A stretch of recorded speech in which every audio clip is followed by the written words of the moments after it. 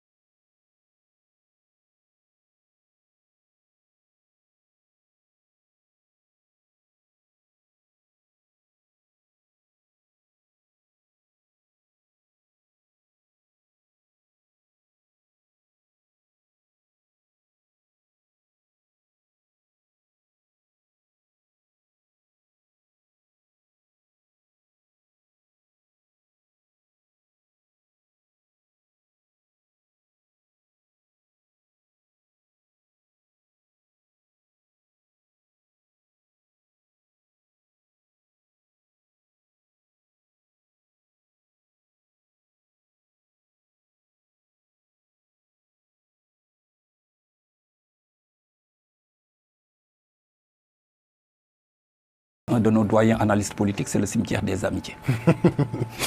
Bon, Gratien, qu'en pensez-vous de cette péripétie, cette tribulation sénégalaise?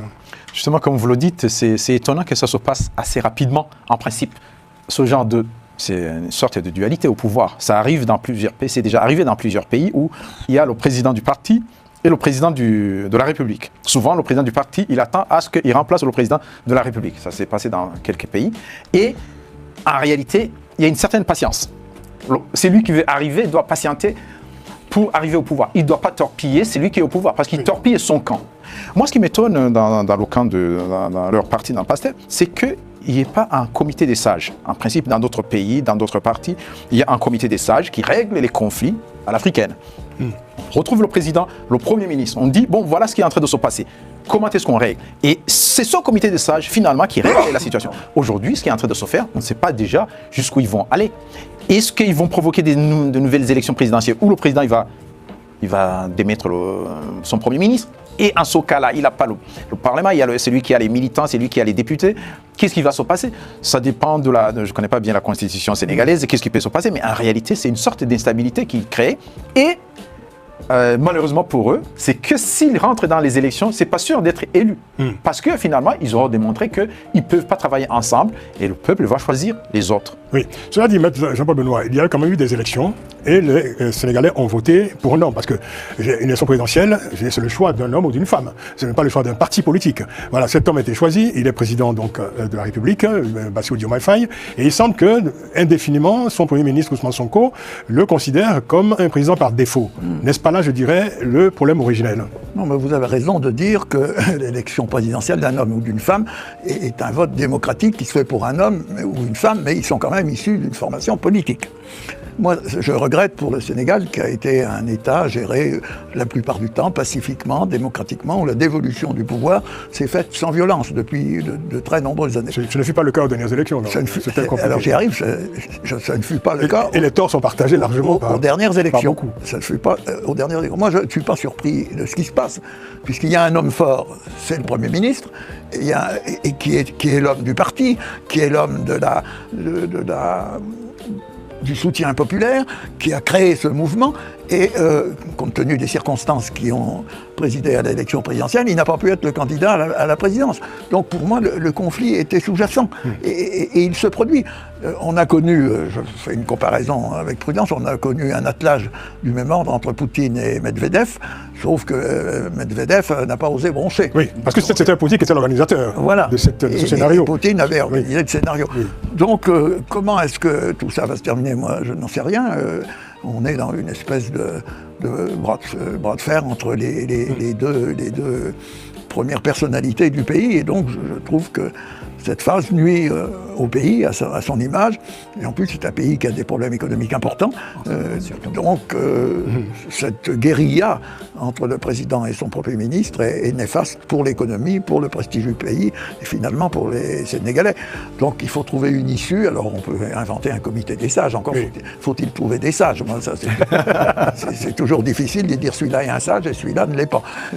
Et puis il faut appliquer la Constitution. Alors si le président peut démissionner, ou le Premier ministre peut ne plus siéger, on ne sait pas très bien pour combien de temps. Donc on est dans une espèce de confusion dangereuse pour la démocratie dans ce pays et néfaste pour sa stabilité et son économie. Et sur l'économie, d'autant que le pays a quand même d'autres urgences que voilà, d'observer à longueur de journée une querelle entre deux hommes au sein d'un parti, Grégory.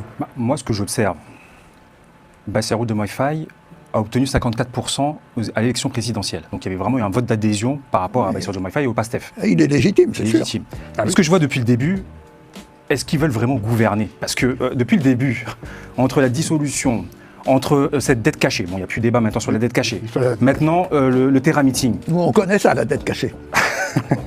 J'irai pas là-bas, mais en tout cas... Elle est tellement cachée qu'on la connaît. Voilà. Nous, Français, on la connaît. Et Monsieur le maire la connaît. Ah oui, Donc je ne donne pas de leçons au Sénégal. Hein. Ce qui est sûr, c'était un peu l'élément de langage. Il y a eu cette démonstration de force axiométique qui était impressionnant, et c'était l'effet qu'ils voulaient produire. Ça a bien marché. Mais je me demande combien de temps les Sénégalais vont accorder du crédit à ce binôme s'il existe encore. Et est-ce qu'ils ont vraiment des solutions? Parce que moi, je trouve... Mais les Sénégalais n'ont pas voté pour un binôme, ils ont voté pour un homme. Oui. Ils ont voté aussi pour le respect des institutions. Oui, mais on sait très bien quand même que ça a été comme ça à la campagne. C'était le ticket du gagnant. Une fois que l'élection est terminée, on respecte les institutions. Est-ce que M. Ousmane Sonko est réellement soucieux de la paix sociale?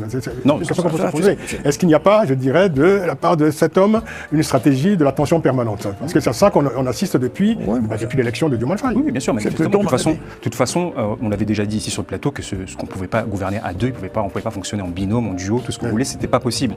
Mais moi je vous dis, c'est que aujourd'hui en tout cas Ousmane Sonko, moi c'est ce que je m'aperçois, c'est qu'il est très content d'avoir trouvé cette dette cachée, parce que comme ça il ne peut pas gouverner derrière, et il dit ça va être l'austérité. Et c'est comme ça qu'il s'adresse à la population sénégalaise. Donc moi c'est la question que je me pose par rapport à ce qui se passe au Sénégal. Non, Francis, pour rappel, on l'a toujours dit, c'est une de nos leçons de première année en Sciences Po. Une élection présidentielle, c'est une rencontre entre un homme ou une femme avec son peuple. Et dans ce cas présent, c'était Bassirou Diomaye Faye, même si derrière, Sonko disait que Sonko moi Diomaye, Diomaye moi Sonko, mais les Sénégalais... Il y a eu une élection en tout cas. Une élection. Et on peut s'en réjouir parce qu'ailleurs, on fait des coups d'État. Oui, mais sauf que... Il y a eu des élections au Sénégal et des élections incontestables. Oui, sauf que Francis... Sauf que le Premier ministre ne l'accepte pas. Non, sauf voilà. qu'entre-temps, il y a des langues qui se délient. Ouais. Il était question d'un deal sur le dos du peuple sénégalais, que Diomaye allait faire un laps de temps, démissionner, on va faire une élection anticipée pour que... C'est une année, 2 ans. Allez-y. Oui, pour que Ousmane Sonko s'installe. Sauf que... C'est important ce que vous dites là, parce que Oui. c'est une information très forte. Oui, c'est des proches, ça a été dit sur un plateau. Vous de télévision. connaissez des présidents qui adorent faire des élections anticipées concernant leur mandat? Justement, C'est un beau sujet. le pouvoir. Justement, ça fait. Diomaye a été servi par un autre facteur inattendu, Oui. la question judiciaire qui pose sur, qui pèse sur Ousmane Sonko. Oui. Et avec son pôle d'avocat, il avait introduit auprès de la Cour suprême un rabat d'arrêt qui a été rejeté. Donc théoriquement, Sonko ne peut pas être candidat à la prochaine élection présidentielle. En l'état, ça peut évoluer. Parce que Ça peut évoluer, mais donc confirmé. Oui, donc voilà, sa condamnation a été confirmée. En dernier recours Oui, c'est le rabat d'arrêt C'est un dernier C'est la recours. condamnation pour diffamation. pour diffamation. Envers un ancien ministre. Oui, envers Mamba Ignan, qui a été un Ça, ancien ministre de Macky Sall. C'est pas Donc, dramatique. oui, donc c'est là où nous en sommes. Et on sait que Sonko est un homme pressé. Donc il veut pousser, Et un peu énervé aussi. un peu énervé, et c'est pourquoi il veut pousser Diomaye Faye à la lui passer le témoin. Et surtout qu'il pense que Diomaye Faye est trop laxiste, entre guillemets, envers les anciens responsables de l'ancien régime. Parce que lui, il pense que la justice ne fait pas vraiment son travail. C'est pourquoi l'ancien ministre de la Justice, qui était un haut magistrat, a été limogé au profit d'une de ses proches, Yassine Fall, qui a été ministre des Affaires étrangères, qui est maintenant devenu garde des Sceaux, ministre de la Justice. Et son ancien avocat, Maître Bamba Cissé, par ricochet, est devenu ministre de l'Intérieur. Donc, lui, ça se voit qu'il se préparait à prendre le pouvoir. Sauf qu'il y a des événements imprévus. Maintenant, là, Alors, vous allez nous dire maintenant, que va-t-il se passer? Que pourrait-il se passer? Parce que l'hypothèse de la rupture est clairement évoquée aujourd'hui aussi. Oui, non, il y a une rupture qui est bel et bien possible, mais à condition que chacun joue le jeu. Ça veut dire que soit Bassirou Diomaye Faye prenne ses responsabilités et démette Ousmane Sonko de ses fonctions de Premier ministre. Le président, constitutionnellement, peut démettre le Premier ministre. Absolument, oui. Absolument. Ou il faut un vote. Non, c'est un décret présidentiel. Parce que je ne connais pas dans le détail. C'est un décret présidentiel. C'est un décret présidentiel. C'est pourquoi, comme ici en France, le Premier ministre sert toujours de fusible au président de la Oui, République. mais en France, théoriquement, le président Ils sont peut du pas même- démettre le Premier ministre. ils sont du même Il y a parti une habitude, politique. le Premier ministre démissionne. quand Oui, le mais sauf président- qu'Ousmane Sonko a clairement dit qu'il ne va jamais démissionner. Voilà, c'est pour ça Et que donc, j'en parle. l'idéal aurait Ah oui, été... d'accord, donc c'est un poste, donc voilà. Ben oui, il s'accroche parce que lui, il pense que le projet, c'est lui qui l'incarne. Il a privatisé le poste de Premier ministre. Le poste de Premier ministre D'accord. et que c'est lui qui incarne le projet. S'il n'est Bon, plus bah, là, le projet ne pourra pas marcher. Sauf que depuis quelque C'est temps... ce qu'il a toujours pensé. Oui, d'ailleurs. mais maître, ce qu'on constate, c'est pas qu'il y a très- c'est un pas très marasme. démocratique, d'ailleurs. Il y a un marasme d'accord. économique qui est là. Déjà, il a utilisé cette supposée dette cachée, qui est déjà une insécurité linguistique en économie, pour l'utiliser Plus que linguistique. comme une arme politique. Ouais, ouais. Et là, les jeunes à qui on avait promis des emplois n'ont toujours pas d'emploi. Le Sénégal est en détresse financière parce que sa notation a bel et bien baissé. Les inondations, les populations pataugent toujours dans des zones inondées. Les populations qui avaient des bourses familiales, ils ont bloqué les bourses familiales. L'année dernière, la zone de Là, la... vous faites un bilan du... Non, C'est un bilan, non, ça veut dire que- c'est un bilan précoce. Non, je mets l'accent sur les priorités du moment. À la place de... D'accord. C'est bien beau la politique, Oui. mais l'économie d'abord. Je vous interrogeais comme analyste politique, non pas comme partisan. Enfin, pas- Non, c'est un analyste politique qui vous parle. Voilà, c'est ça. Et psychologue en même temps. Tout à fait. Parce qu'il est dans la Bon, tête. on va conclure donc ce sujet, on va y revenir forcément, puisque... ouais, ça- Voilà, On aura de belles aventures devant nous. Moi, je suis pas. Je répète, ces événements sont en cours au Sénégal. je suis pas surpris par ce qui se passe. Tout ça vous semble très éloigné de votre environnement habituel, Gratien. Vous voyez tout ça avec beaucoup d'intérêt? Oui, beaucoup d'intérêt de la façon de faire. Oui. Et il y a aussi le côté... bon, il y a des problèmes, mais c'est très pacifique. Mais tout ça, c'est pas dans un cadre démocratique. Hein. Oui, c'est un cadre démocratique, très démocratique même. Parce qu'à un certain moment, quand ça se passe comme ça dans d'autres pays, il y a déjà les militaires qui commencent à se rapprocher du pouvoir. Que vous connaissez ces pays. Oui. Ah oui, donc ça commence à se rapprocher du pouvoir, au moins pour régler les choses. Quant aux élections, les militaires, ils vont les rendre. les remettre à un certain moment quand les partis vont s'organiser. Et donc, du coup, je ne sais pas vraiment ce qui va se passer chez vous parce que c'est le président qui est au pouvoir et le Premier ministre. Et il y a les partis de l'opposition qui ont été pratiquement affaiblis. Et donc, pour le moment, il y a une tentation. Il peut y avoir, par exemple, les Gen Z, à un certain moment, qui se réveillent. Ça existe. Il suffit qu'il y ait des conditions. Il y a déjà des Gen Z avant la lettre même au Sénégal.